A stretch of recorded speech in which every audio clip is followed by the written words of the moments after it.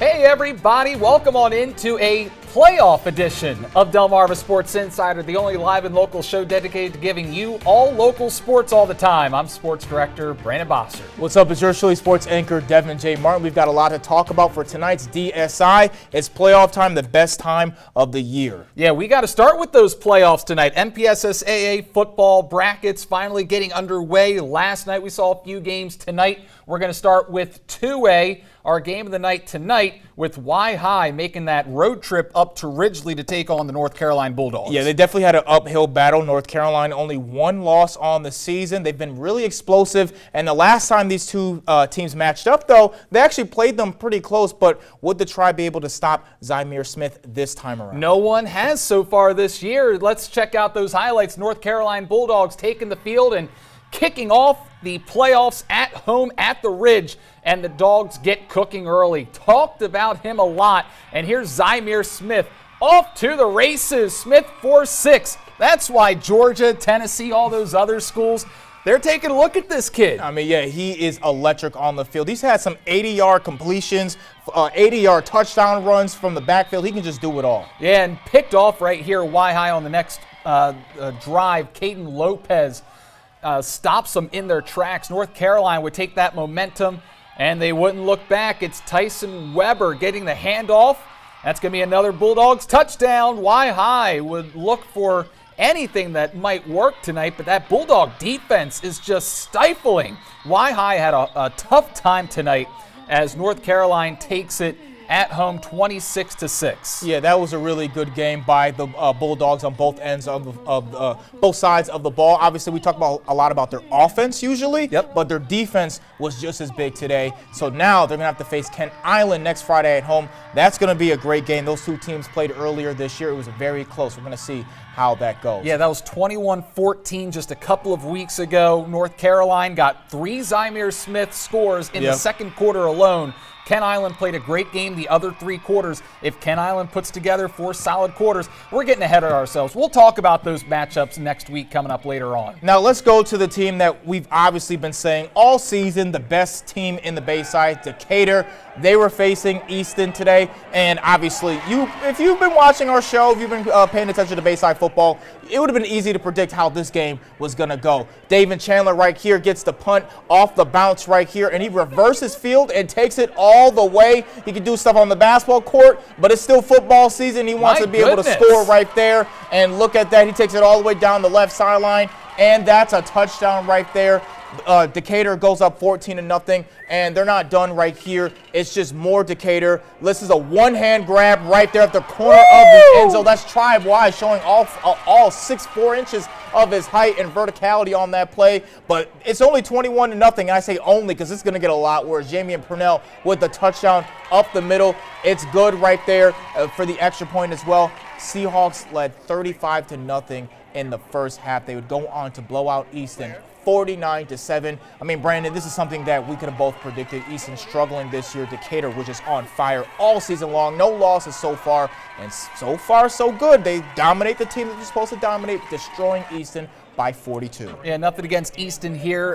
Decatur has basically done this against everyone, including Kent Island and North Carolina. So great job by Easton coming down here to Berlin and putting up their best effort. But Decatur is just such a strong team this year. They don't have just Bayside champion aspirations this year. They have state championship aspirations this year.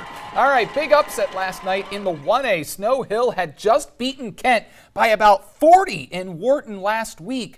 And last night, the Trojans came back and repaid the favor to the Eagles. Top play nominee right here, Jonas Somerville, finding Larry Stewart downfield, mosses that man. Stewart going in for the score. The Eagles make a valiant comeback effort. They cut the lead to just 2.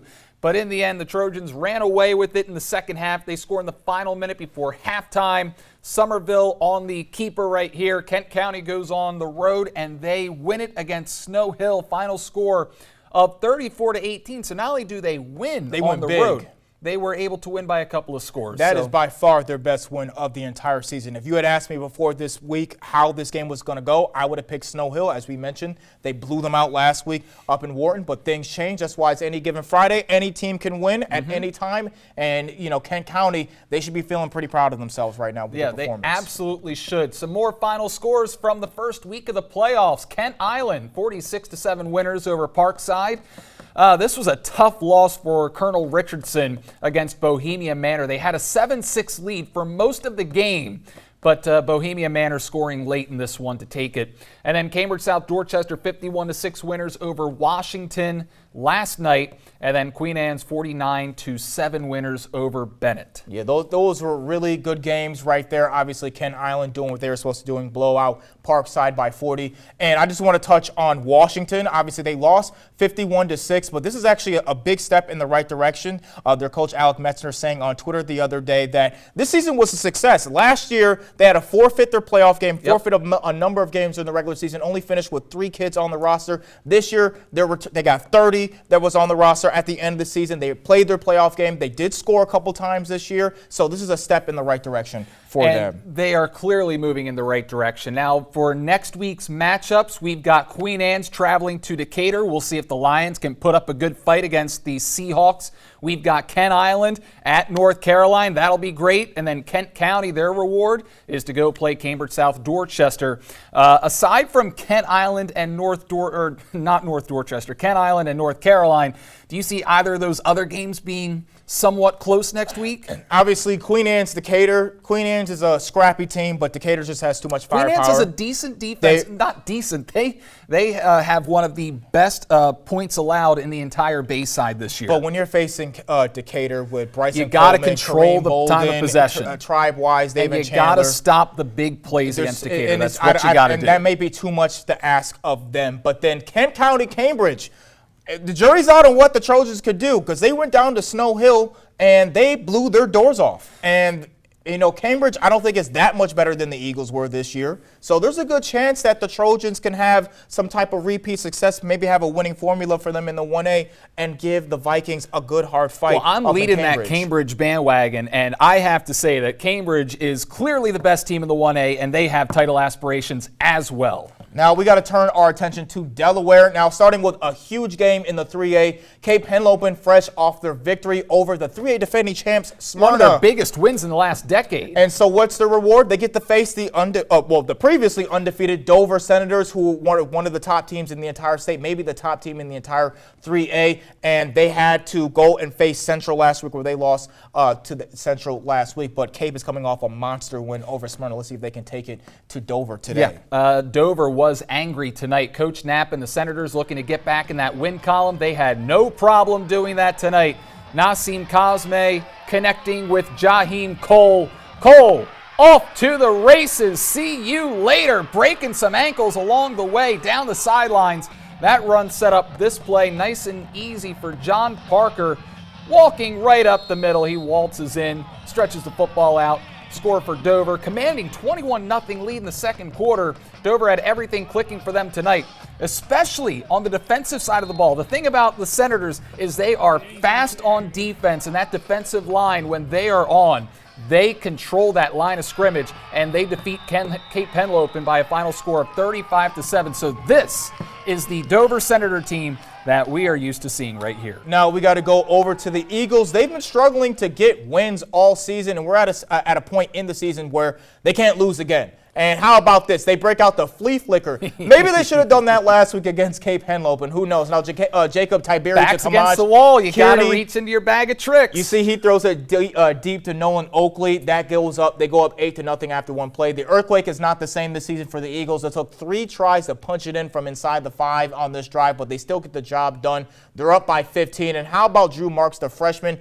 Fakes right, passes down the middle of the field for D.R. Mackey. Mackey goes in for the long touchdown catch and run. Smyrna wins 48-35. They're 3-6. If they win next week because of where they stand on points, they would be in. Yeah, because they've played a lot of teams with really good records, and that matters in Delaware when it comes to the point system. You don't get in based on your record. You get in based on the amount of points that you accrue throughout the season. So right now, even though Smyrna is 3-6, they still are a favorite to make it into the playoffs. And if they do make the playoffs, they'll be a lower seed, 7, 8, maybe 6. There's going to be a team that's a 1 seed, 2 seed, 3 seed that's going to be very upset to play them in the first round. Now let's go down to the 2A. We had some other big games tonight. Laurel and Lake Forest. Winner stays in the hunt for the postseason. Laurel, obviously the defending 1A champs, but it's been a big struggle, a big adjustment, them going up to the 2A. Now let's take you out to the dog pound. Laurel gets on the board first thanks to the short touchdown run by Xavier Limehouse. He scored a lot of points for the Bulldogs this season. And how about a second one? Now Laurel is trailing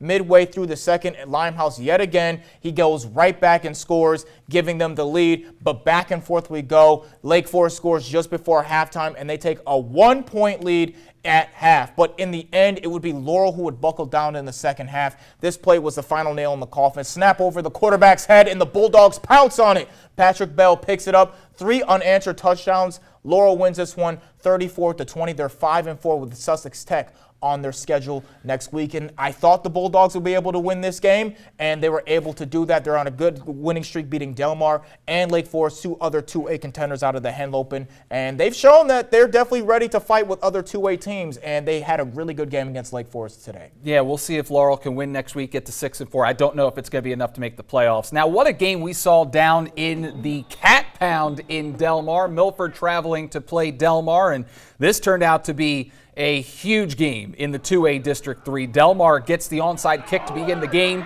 Then Brandon Turner turning the tides, carrying the Wildcats into the end zone on that first drive. Delmar in front. Wildcats looking for more late in the first quarter. Sophomore Aiden McCauley pitches to Khalid Schoolfield, but he is denied on 4th down. Turnover on downs for the Bucks. This game went back and forth. Delmar with the lead most of the game. Wildcats win this one 29-22 over the Milford Bucks. Both of these teams now 6-3, but this now sets up Woodbridge, Delmar at the Bridge next week. Winner wins the automatic bid to the 2A playoffs. Well, that game is going to be big. This game today is really big, and I just like that cluster of teams from the Henlopen in the 2A. These 2 teams, Lake Forest, Woodbridge, Milford, Delmar, all those teams have always kind of been in that mixed group with each other in terms of there's not been able to be, in Woodbridge as well, teams that haven't been able to kind of stand out over each other. So Delmar getting a much-needed win today. Now, we're going to go down to the 1A, Brandon. The Polytech Panthers facing Brandywine with a lot at stake, trying to win their district. The Bulldogs defense, though, from Brandywine was stifling the Panthers in the first half. You see quarterback Isaac Balsarak struggled to keep possession of the ball. He had 2 picks in the first 3 quarters, giving the Bulldogs a 14-8 lead, which they did capitalize on. But eventually, it would go up 21-8. So you would think this game was over, but no. Nope. Clutch time hit for Panthers.